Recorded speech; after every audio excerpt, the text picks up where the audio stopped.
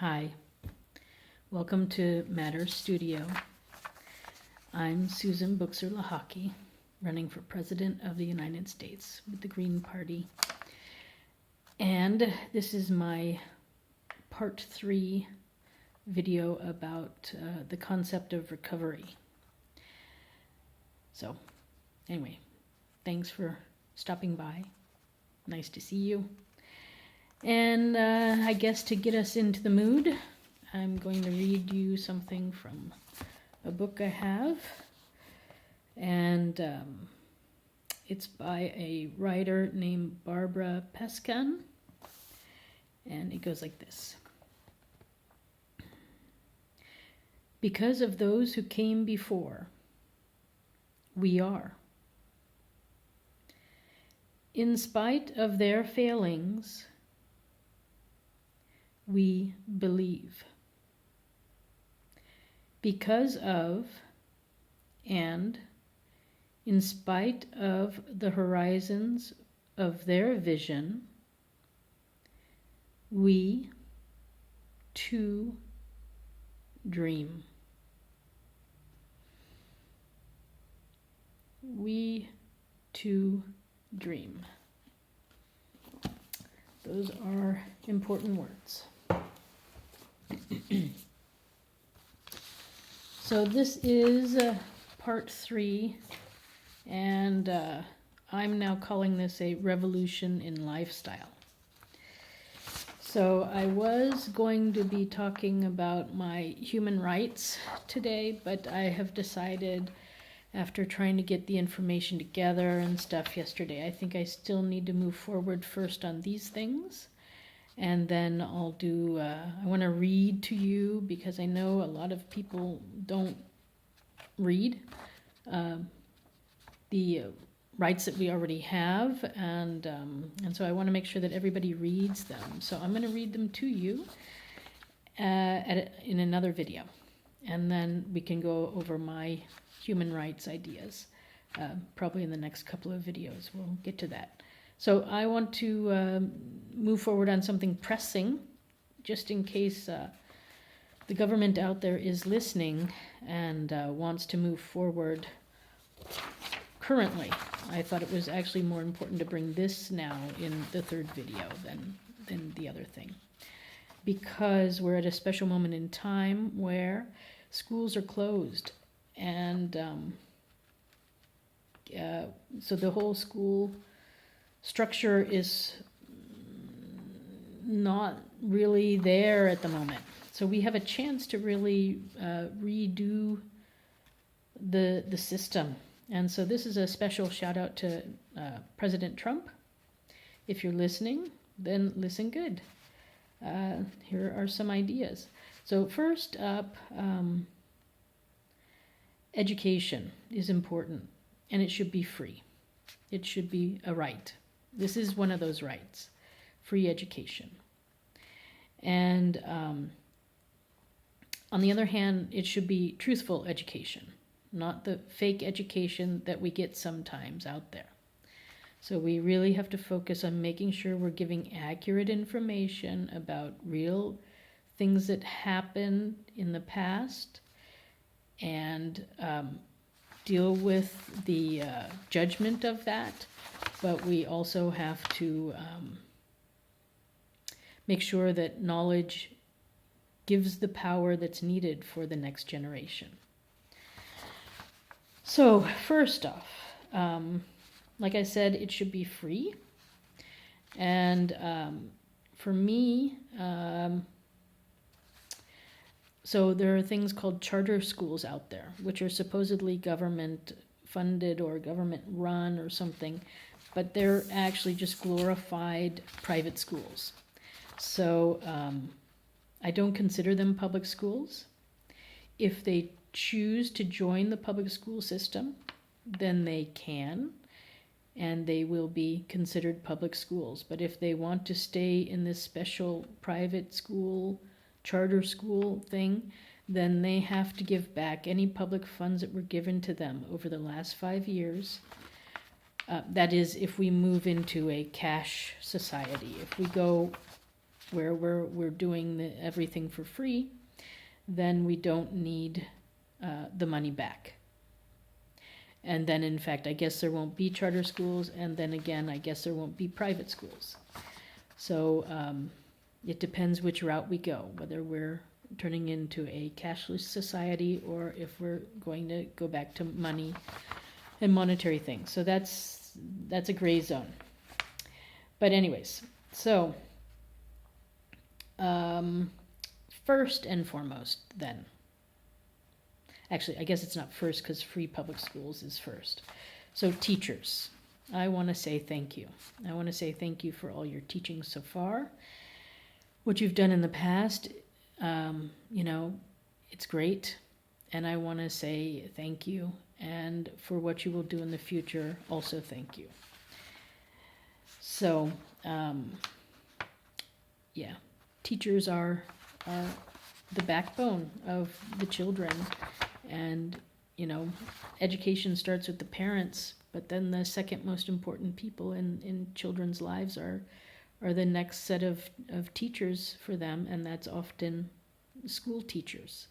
So, we owe you a lot, and every generation is on the teacher's shoulders. So you've done a good job, and thank you for your work.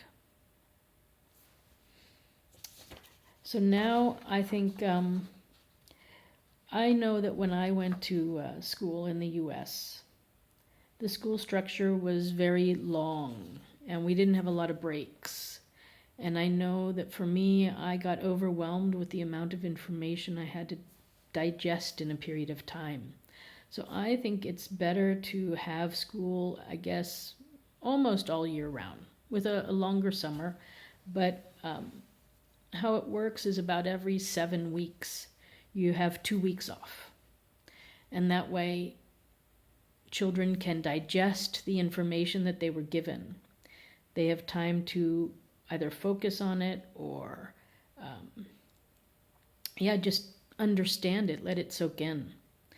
And then they come back refreshed from their break and they're ready to learn again because they've digested the information. So, and I would recommend that school starts sometime in August. And then you end up going from August until the beginning of July. And it works. There's I think 6 weeks off in summer, something like that, which is long enough. Yeah. So that would be my first thing, because we're at this moment where we can get kids back to school maybe in August and get that new school system calendar year going. Then school buses, I would like to replace the school buses with modern buses that aren't gas guzzlers. I think this fusion technology that we have is working really well, where we don't remove ourselves completely from fossil fuels, but the fossil fuels help to charge the batteries in the cars at least, and I guess it would also work in buses. And then the buses can drive around and do their stuff and not pollute the air so much. The other thing with buses is, so to help with the bullying that goes on buses and the gang sort of mentality, is that we also turn the school bus system into a public bus system, where even adults and elderly can go down to the bus stop at the time when the kids are there getting ready to go to school, and everybody can get on the bus. And then the buses go around to different neighborhoods and to the shopping centers and to the schools and to the public parks, and everybody else can get on and off the buses when they want, and the kids go to school, and with the mixture of the generations, then we won't get that gang mentality going on, and children will have to learn to interact with adults too. I think it's a really good way of removing the pressures of school from children. And it's a good way of getting the elderly out of their homes so that they can get around and see young children again. Some of them are locked away and they don't often interact with others. So this is a good way to bring them into the society when they're still trying to live at home and have a life from that house that they've had for forever.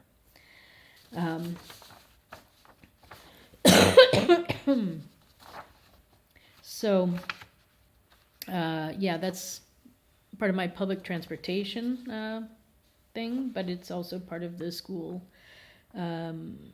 concept. Now, the buses will run also all day long, so they'll first be early morning ones, like at 7 in the morning, 6, 7, and then there will be lunchtime ones. So my idea is to have the kids come home for lunch, especially up until like 9th grade, they should come home for lunch.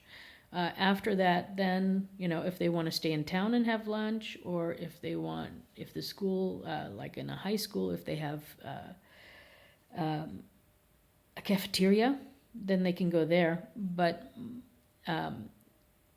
I'll get to this, well, I guess I'll get to it now. So when you break up the day and the kids come home for lunch, then there's less bullying that goes on.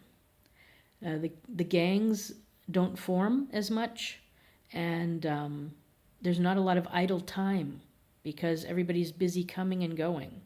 Plus, it gives the child a little exercise and some fresh air and to see something different.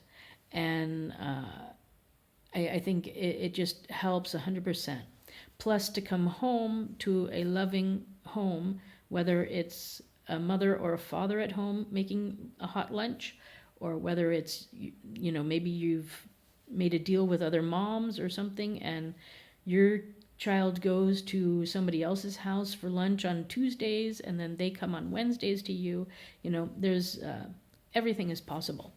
So I think it could also be grandma and grandpa, at home waiting to make lunch for the kids. However you want to work it. But I think it's important that the kids get a break, and I think it's important that they see a loving adult at lunchtime. It really helps. So after lunch, then they hop on that bus and they go back to school. So again, it's running, the buses are running at lunchtime. Then they're running around 4, 3, 4 o'clock to bring the kids home. And then they can even, if kids have sport or after school activities, then around dinner time the buses are running, and so on into the evening. I haven't thought about it, but I guess the last bus ride could be around 11 o'clock to bring all the last people home. And that it's open to the public, the bus. So yeah, but I know we're all attached to those cute yellow school buses, and I was thinking about that. So what we could do is take a modern bus and put one of these tattoos, the bus tattoos on it, that looks like the yellow buses, but it doesn't use gas the same way and pollute the same way. So anyways, I'm thinking out loud a little. Thank you for your understanding. Then I think between starting already with kindergarten, we need to have diversity studies and language studies. Now, I know that people can learn different languages, and here in Switzerland, they already start with English at 2nd grade. But their first actual second language starts in kindergarten with 1 day a week. And they learn, here they learn High German. So they start kindergarten speaking the mother tongue in Switzerland, which is, in this area where I live, it's Swiss German. But then they start with second kindergarten learning High German. And then the first grade is learning High German really well, learning to read. And then after that, in second grade starts English. So my suggestion, because of all the issues that the U.S. has and everything, and to offer respect to everybody and to enjoy our diversity is the main thing, is to teach some history, her story, as a mandatory curriculum of starting in kindergarten, Native American studies and languages. And this should be of the local state tribes at first, and then eventually it can be even more local to the town tribes as the kids get older. African American studies and languages, that can also be a focus. And then also the countries we should focus on are the places where maybe the slaves, the countries where the slaves came from. That would be the best to sort of, so we can talk about slavery too, and have an idea of the culture back then and where it is today, and to give everybody a good footing on the diversity there and the roots, so that everybody can feel at home and have roots. Then European American studies. So again, we can also think about, sorry, my nose is itchy. We can think about focusing there on understanding, who came over to the New World, and our roots, I mean, they're my roots, obviously. Then Asian American studies, again, we had a lot of Chinese that came over early on, and so to respect the early Chinese workers who were here, we can also focus on Asian American studies as well. And then one group that is always well hidden that we normally don't hear about, and I'm part of it, and that is American women's studies. We need to start hearing about women who made history, or her story, however you want to call it.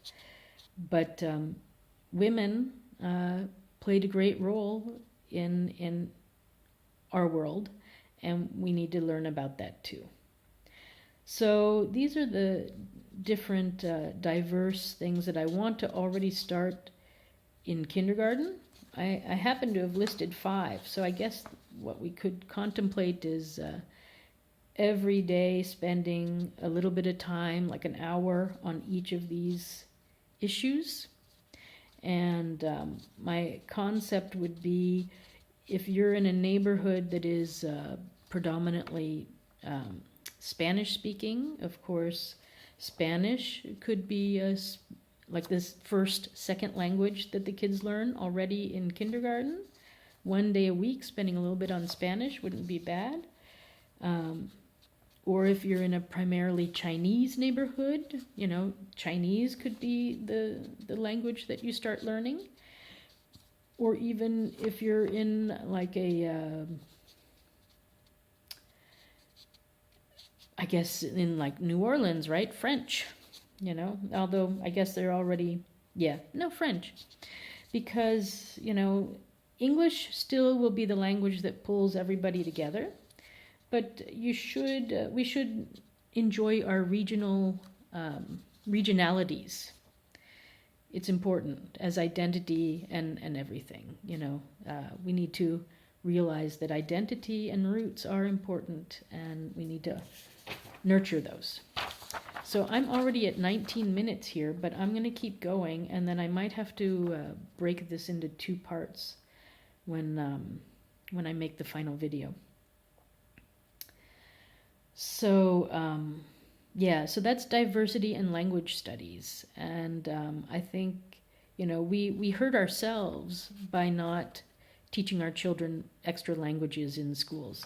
I think already too, with like second grade, we can also say we can really go into teaching language, not just usage, but other languages For instance, since we do seem to have a lot of Spanish-speaking people in the U.S., we might want to make sort of that the unofficial second language that starts in second grade everywhere.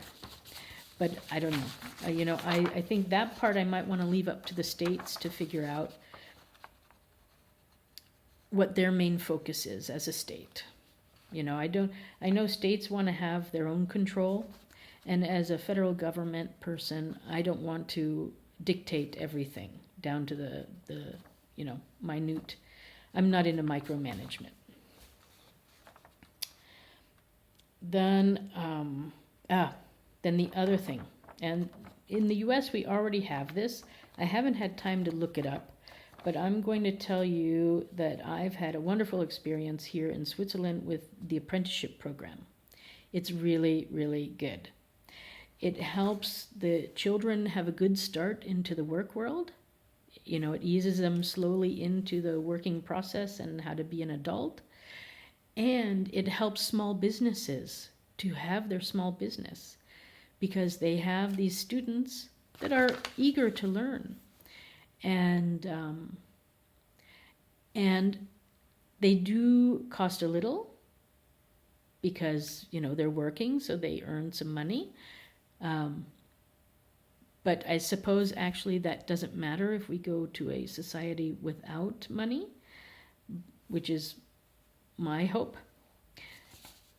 But if we're going to a society that is still working with money, then you pay like a certain amount, but it's not a full salary. And the kids are, like I said, eager to learn, and they can handle issues that, you can free yourself up to do other things. And it's just a wonderful experience also for small businesses and for bigger businesses too. But, my main concern is the kids having a good, easy start to life, and small businesses who are struggling, who could use an extra hand to help out. So, So how the apprenticeship program works is from the age or from the grade of 7 to 9, the kids slowly start going to things to find out about different jobs that are out there. They learn about what they might have to learn about that job, and then they go and they do little peeks. They take a peek at certain jobs to see if that's something that they would really like. And I think like in 7th grade, you go to 3 different ones just to have a look. And then in 8th grade, then you start learning to write a resume, and you practice going on interviews. And then you go, then you have to send off your resume and cover letter to different places, and then you get invited to come and take a look. And then there are all these little weeks where you go then and you check it out. That's sort of more in 9th grade, where you actually go and you spend a couple of days following somebody around. Like if you, let's say you want to be a nurse, so like you might, in 7th grade, you might go to a hospital. Excuse me. You might go to a hospital for a day and just sort of see what goes on. Then in like end of 8th grade, beginning of 9th grade, then you go for like a longer period of time, and you spend time with somebody doing the job you want to do. And so, for example, like a nurse,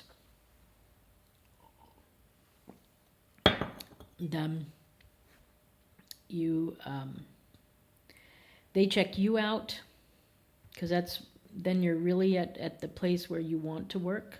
They call you, you send your resume, they call you and they say, yes, please come.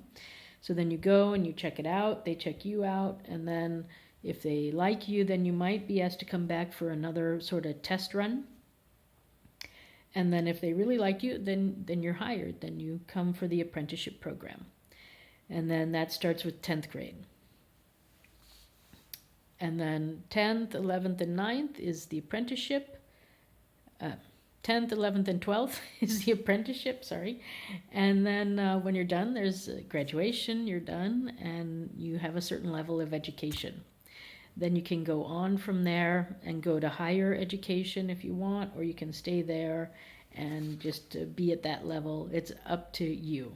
But you come out with a certain amount of education, and it's really good. Normally, so what I experienced was it's 3 days of work the first year and 2 days of school. And then the second year, it can be, well, it's 4 days a week of work and 1 day of school. And then the third year, it's 4 days a week of work and 1 day of school again. And the kids learn to be really independent, well organized. They have an easy start into the work world. And once they're doing that job and seeing different possibilities of how to work, like let's say in a hospital, they can better understand, you know what, I think I like that way of doing it. I prefer to work in this environment, or I prefer to work in this environment, or I want to work more with the children, or I don't want to work with children, or, you know, all sorts of possibilities become clearer. And then you can make better decisions in your life because you've gotten started, you've seen some things, and you know what you're looking for.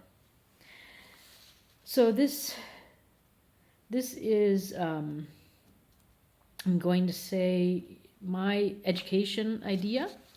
I think we could get it started by August, but we have to start soon. So that's why I decided to actually make this video on this instead of my human rights one. So I'll do the human rights later. But anyway, by doing these things, I think we'll have less school shootings. And, you know, like I said in, I think, the last videos or something, March was the first time since like 2003 that we've had no school shootings. And, you know, you shouldn't have to decide if I'm going to school, I should worry about being shot. It's just not necessary. So this is a solution for that too, in so many ways. So now I'm going to read this. We can give the next generation roots, identity, and culture. Acceptance needed in themselves and in others. Diversity is the spice of life. It's what makes the United States so wonderful. Let's celebrate our roots, common and uncommon, together. And now I have one more thing I want to read, and then I'll let you go. So, this is from the Navajo Indians of North America. That's how it's written in the book here, but we'll say the native Navajo people. Beauty is before me, and beauty behind me. Above me and below me hovers the beautiful. I am surrounded by it. I am immersed in it. In my youth, I am aware of it, and in old age. I shall walk quietly the beautiful trail. In beauty, it is begun. In beauty, it is ended. And that's it for me. So, it's a revolution in lifestyle. Thanks for stopping by. Have a good day.